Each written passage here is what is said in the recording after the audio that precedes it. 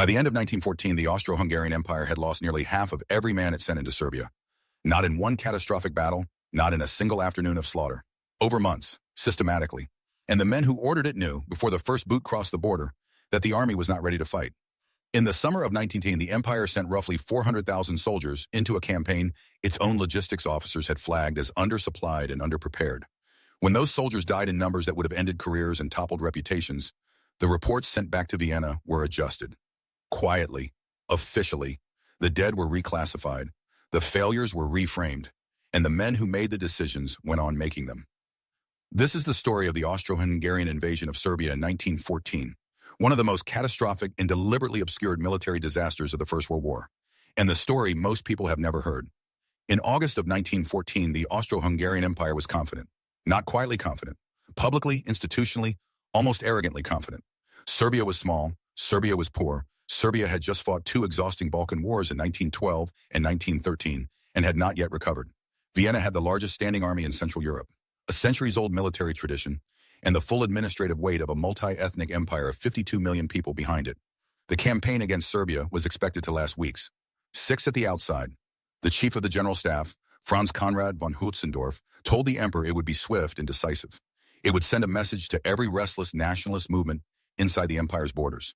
It would be, in Conrad's own framing, a punishment, but inside the same headquarters that produced that confidence, a different set of documents was circulating. Supply requisitions that could not be filled, rail capacity that did not exist, artillery shells allocated on paper to units that had no way to receive them, food rations projected at levels the supply chain could not sustain beyond the first 3 weeks. These were not minor gaps. They were structural failures in the foundation of a major offensive campaign. And Conrad, who had seen these reports, who had signed off on the mobilization schedules that produced these shortfalls, chose to proceed anyway. On August 12, 1914, the invasion began. The commanding general of the Austro-Hungarian 5th and 6th Armies, Oskar Potiorek, led the first thrust across the Drina and Save rivers into Serbian territory. Potiorek was the military governor of Bosnia-Herzegovina. He had been present in Sarajevo on June 28th, the day Archduke Franz Ferdinand was assassinated.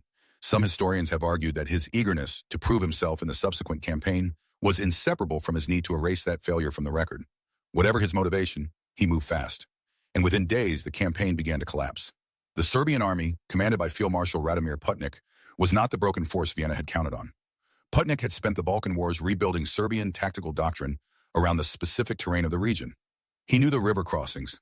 He knew the ridgelines. He knew exactly where a supply-strapped invading force would slow down, bunch up, and become vulnerable. The first major engagement, the Battle of Ser, ran from August 16 to August 19, 1914.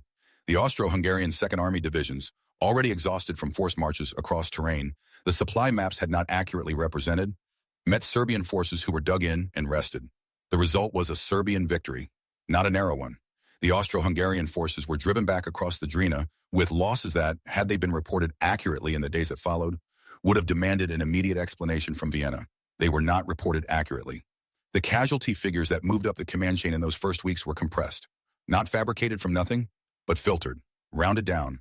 Units listed as combat effective that were operating at 40% strength.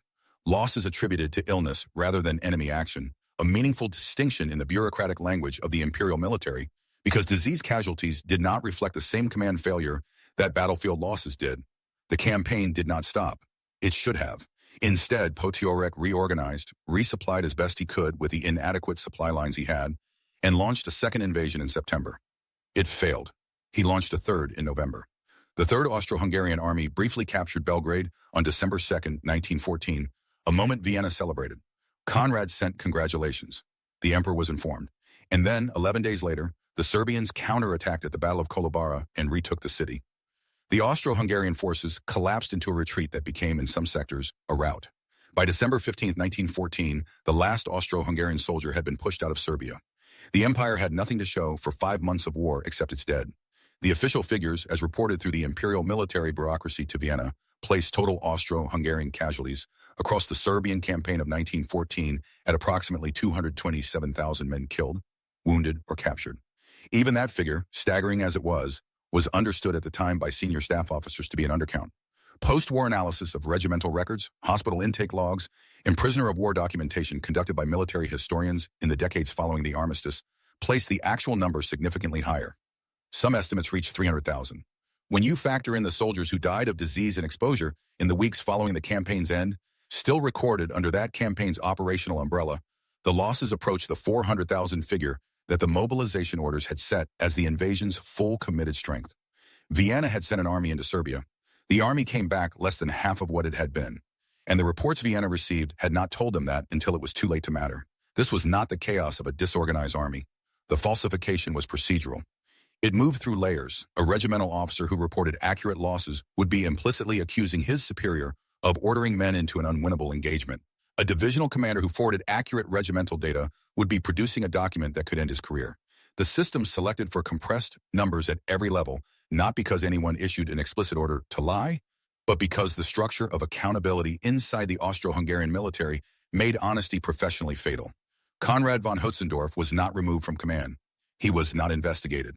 He was not even formally questioned about the supply failures that were documented before the campaign began. He remained chief of the general staff until 1917, continuing to plan and authorize operations that would cost the empire millions more casualties across the Eastern Front, the Italian Front, and what remained of the Balkans. Pocherek was relieved of command in December 1914, following the final collapse in Serbia, but his removal was handled quietly.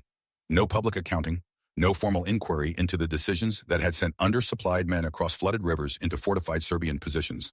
He retired to Graz and lived until 1933. The soldiers themselves left records that the official reports tried to bury. Diaries, letters home, the testimony of survivors collected by journalists and civilian researchers in the years after the war described the reality of the campaign in terms that matched none of the official language.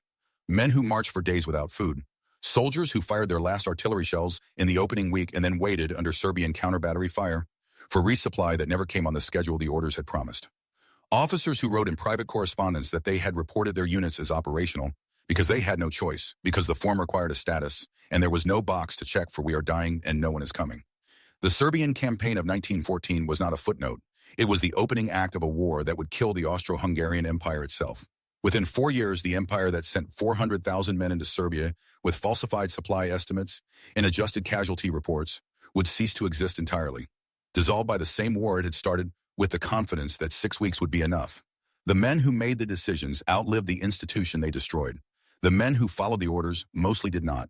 There is a particular kind of institutional crime that leaves no single villain and no single smoking document. The Austro-Hungarian General Staff did not gather in a room and vote to lie. They built a system in which the truth was structurally impossible to report without personal destruction, and then they handed that system to 400,000 men and told them to march. The lies were not the exception to the operation. The lies were the operation. In the summer of 1914, the Austro-Hungarian Military High Command sent roughly 400,000 soldiers into Serbia, knowing the supplies were not there, the logistics were not there, and the plan was not built for what they would actually find. When the army came back broken, the reports going to Vienna said something quieter and cleaner than the truth. That was not a failure of communication. That was a decision. Made by men whose names are in the records, whose signatures are on the orders, and who were never asked in any official capacity to explain what they knew before the first soldier crossed the Drina River. They sent them to die, and then they adjusted the number of how many did.